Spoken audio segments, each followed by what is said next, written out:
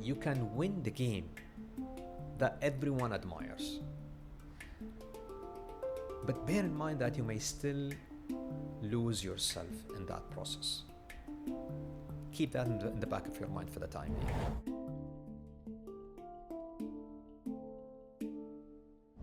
Marhaba and how's it going, everyone? I am Saeed, your Yuwab host, where we keep it real, no empty talks involved whatsoever.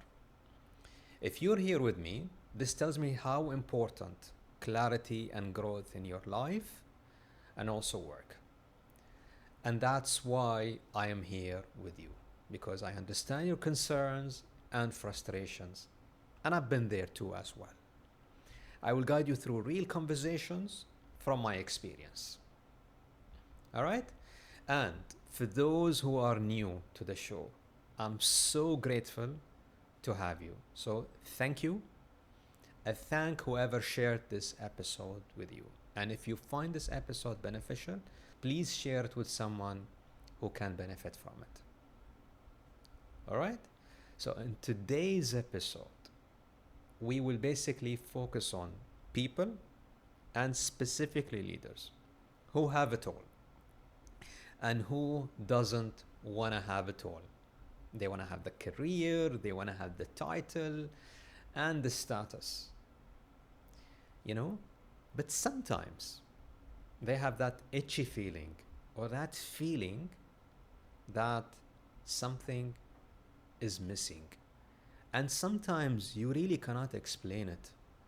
It's a feeling that starts when you grow up the career ladder naturally.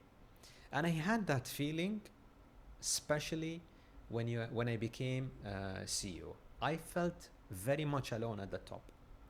And if you're wondering what's really wrong with you, even if you're successful and even very successful, you are really not alone. All right? So let's deep dive into today's episode. So the problem here, let's basically break it down. That success doesn't always feel like success. And I know that this statement is a bit too broad, but hear me out. Many leaders, what I see is that they push for achievement, believing that achievement is success and it brings happiness and satisfaction. Okay, that's the first thing. Keep that in the back of your mind. And I've done that. They go through a lot, honestly, a lot to do that. They go through challenges, they go through ups and downs, and that's what I call the journey and the process. Then they reach at the top. And what happens is that they find out that instead of joy, they're much more exhausted and they are isolated. They're far away from meaningful connections. All right? It feels like a strange emptiness very much. Despite that you're successful and you've been winning, you are gonna notice that everyone is clapping for you, and everyone sees the success that you are achieving. But you have that feeling that something is not right. All right? And you're gonna basically have feelings where you will need to chase achievement and success. It's normal. This is normal what happens. Let me share with you my story. You will understand what I mean. When I became CEO, I was very excited, honestly. I mean, naturally everyone would be, right? It's not only me. 1 year after that, I was doing great and I achieved a lot, from strategy, from scaling the business, etc. But I reached a point where I couldn't find meaning anymore. And I was very much chasing what my shareholder wanted me, which is mainly results. And again, there's nothing wrong with that. All right? So it's not like you should ignore shareholder expectation, because that's very important. It includes investors, your board of directors, your boss, etc. But that really made me blind a little bit from my purpose, my values. Okay? And I was very much trying to figure out what is happening, but I couldn't really understand.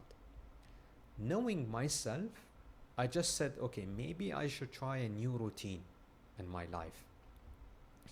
So I went for like a 5 kilometer, like I did, okay, I said, let me start a running routine where I said, I'm gonna run 5 kilometer in 25 minutes.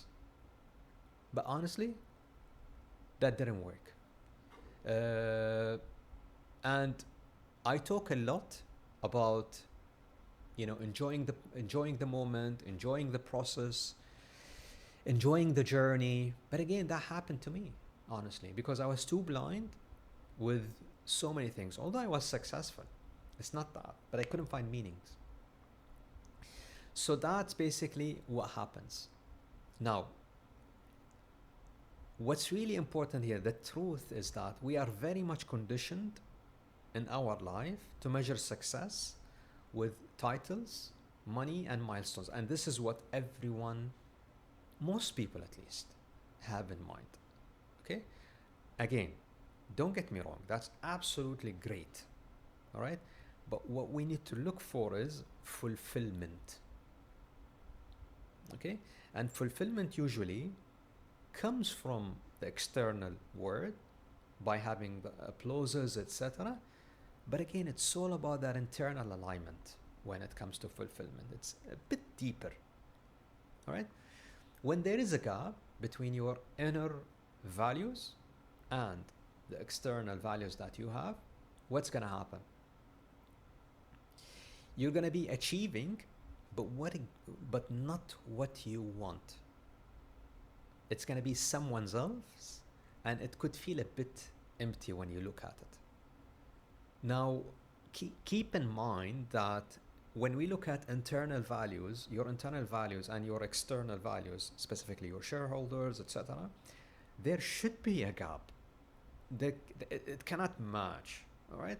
But you don't want that gap to be so large, leading into isolating yourself from everyone, and then leading into burnout. When that happens, it's probably time that you reset, okay, and figure out what you should do. Let me share with you a story about someone I coached. This was a lady that I coached where when we explored what her problem is, she was very much telling me about her values, what she should do, etc. And she was very successful where she is. But the gap between her inner and external, let's say, value, basically her inner values and the company value, was so large to the point that she was reaching a point where she was very much frustrated in her life. Now, I shared with her a couple tips, which I'm going to share with you later, where she made some adjustment and she basically got better. But she couldn't, actually. She ended up leaving where she is. It was painful in the beginning. I spoke to her a few months after the coaching session, and she actually turned out to be very successful and not really an executive role, but she found what exactly she wanted. It was much more closer to her heart, and that was the definition of success for her. Right? So the key insight here is that you can win the game that everyone admires. But bear in mind that you may still lose yourself in that process. Keep that in the back of your mind for the time being. So what should you do to redefine process as per your terms?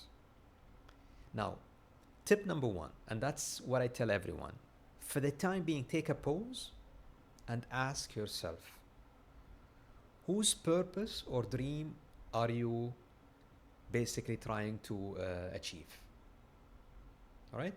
What I see is that many leaders chase the version of the success that they have inherited, or they've been handed over by someone else. It could be their parents.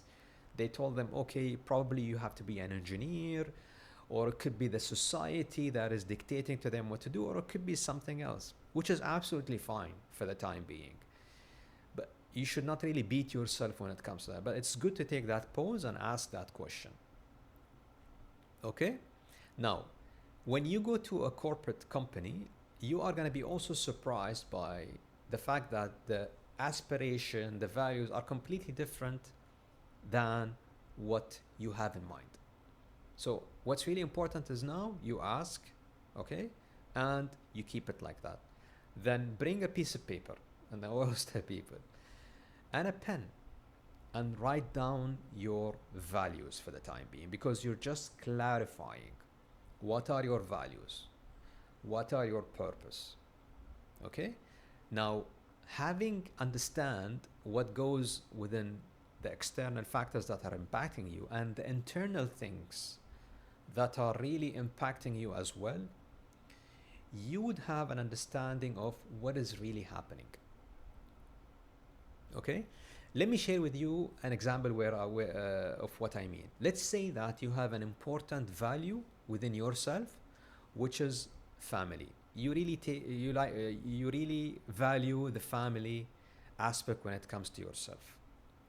Now, you are at a corporate world where you can't have time to basically be with your family.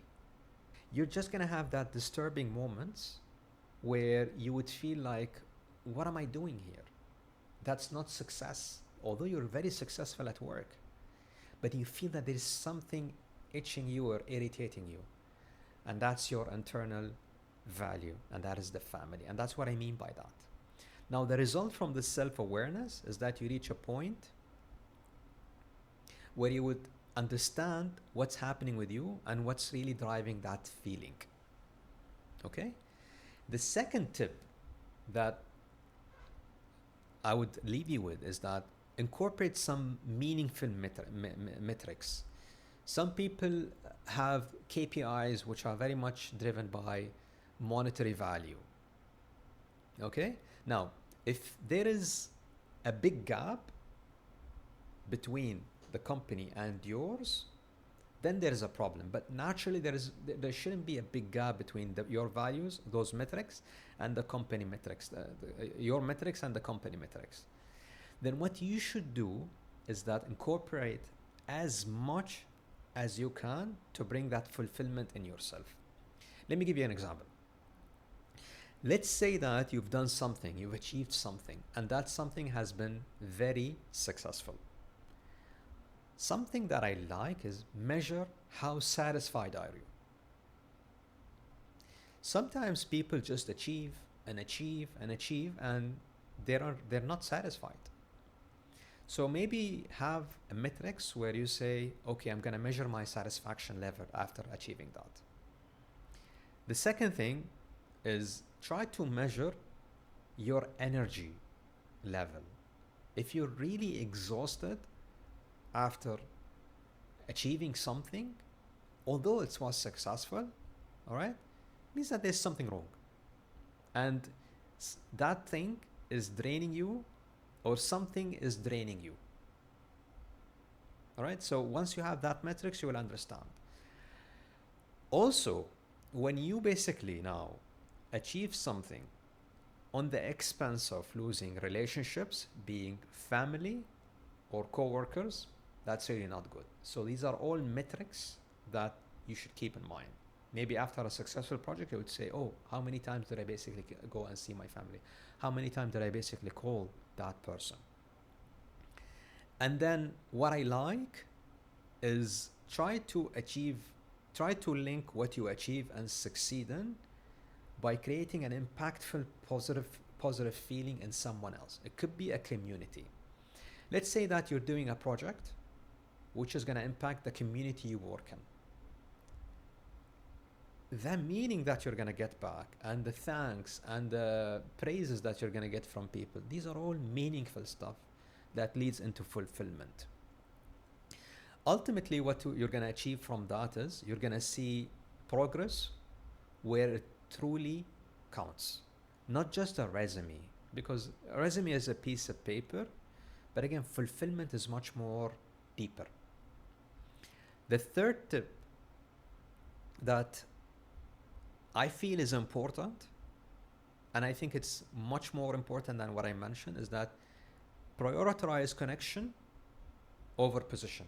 What happens is that the titles that we have today, CEO, CCO, CEO, these are all temporary. And they are going to be there until you are there in that position thing. And trust me, the people that deal with you today, they are very much playing along because of your title. So if you don't create that good connection, when you lose that title, they're just going to change face. What you should do is spend time building some authentic connections and bonds inside your work and outside your work, because it's really important. It brings that fulfillment.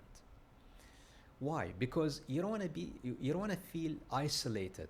You know, you want to have that really rich sense of purpose, that you're there and people are there and there is a connection. Trust me, human beings are very much hungry for relationships and connections. Now, what I see is a lot of people, unfortunately, without even noticing, they reach that human touch. Honestly. And they become very much robotic into achieving and achieving and achieving. And I've seen this a lot. I one time coached a CEO. And that guy came to me, and his question was like, Saeed, people are running away from me. Really, they're running away from me. And I'm like, okay, let's explore what's happening. What's happening in your life. Then we dig deep, and then what happened is that this guy was absolutely pushing and pushing and pushing without even any empathy when it comes to dealing with people. So the people were like coming there and talking business, not anymore talking, hey, how you doing, what's happening, how's life, da da da da. Again, I'm not saying that we should go to work and spend time wasting each other's time, but it's important to have that connection. It's not only work and being robotic, it's also having a meaningful connection with other person. So after coaching that person, he started, telling people, how are you doing? And honestly, he told me the first time he said that to the people that he worked with, they were very much surprised. What happened to this guy? What changed? But again, it became much more better for him ultimately, and people started coming to him. It took time, but again, that time paid off for him. The fourth tip is that try to have some micro joys within your day as much as possible, right? And these are not really difficult, because when you have a successful project, you go through a lot. Try to have some meaningful small joys. It could be a laugh with a friend. It could be picking up the phone and speaking to your loved one and say, listen, I've done this. It's been amazing, etc. It could be something also that you would step away from that and do because this brings energy within yourself. These joyful meanings are great, because you're going to reset again and become much more alive when it comes to work. All right. Now, let me tell you something. This is a guy that used to work for me, because when I used to work in my previous company, I went to visit them. Part of my duty to go and visit people, and I saw that they had a beautiful ritual. All right. And that ritual was, they had a board where they were celebrating small, let's say they have a task, and they break that down into small things, and then they celebrate every time they achieve. And sometimes they bring cakes when it's someone's birthday, And I'm like, what kind of nonsense is this? I'll say, when I saw it the first time, I'm like, what the hell are you guys doing? Then I went back and I saw that this is actually the most productive team within the whole business. And I went back and I noticed much more deeper that the people there were very proud to be part of the team. And I linked it to the leader who was leading them. Not a CEO, not a C-suite, not even an executive. Someone who was really praised by everyone, and he created this small, joyful wins for the much for the bigger for the greater good, I would say. And these are stories that I would never forget in my life when it comes to fulfillment. Now, just to recap, the fulfillment formula, as I mentioned to you in today's episode, has 4 main aspects. The first one is question which values or dreams you're chasing. That's the first one. The second one is try not to have some monetary metrics around it. Try to have some meaningful metrics when it comes to that. And the third one is build real connections. Don't be robotic when you deal with people to achieve tasks and results on a daily basis. And the fourth one and the last one is try to have some micro joys on a daily basis. All right? Before we close, I want to leave you with this. Yuwab isn't just a podcast. It's a space intentionally created for you to grow and realign with what matters most. Success without fulfillment is just a fancy form of failure.